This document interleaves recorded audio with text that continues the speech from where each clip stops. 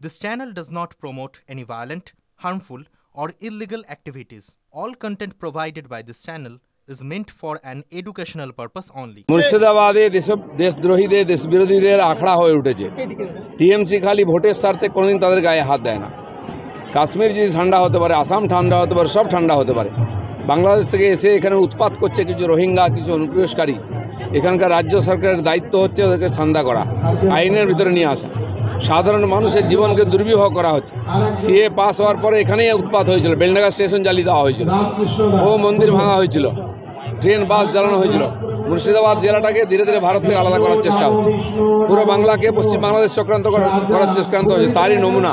সেখানে এখানকার সরকার যদি সচেতন না হয়, হিন্দু সমাজ যেমন রামনবমীতে কোটি কোটি সংখ্যায় রাস্তায় নেমেছে, এই সমস্ত উৎপাতের বিরুদ্ধেও নামবে। এখানে কেন কষ্ট দিচ্ছেন মানুষকে? যখন 3 তালাক বিল পাস হলো তখনও চিৎকার করেছিল, 370 ধারা উঠে গেল, চিৎকার করেছে, কিছু হয়েছে? সিএর বিরুদ্ধে ওখানে ধর্ণা দিচ্ছিল 1 বছর, সব ঠান্ডা হয়ে গেছে। পার্লামেন্ট যেটা পাস করেছে সেটা দেশের আইন, সবাইকে মানতে হবে। সিদ্দিকুল্লাহ চৌধুরী গতকাল বলেছে যে সিপিএমের আমলে এরকম পুলিশ অত্যাচার হয়নি, মানে তৃণমূলের আমলে পুলিশ অত্যাচার করছে। সিদ্দিকুল্লাহ চৌধুরী নিজেকে আইনের উপরে মনে করেন, তাহলে আইন আছে, কেউ আইনের উপরে নয়।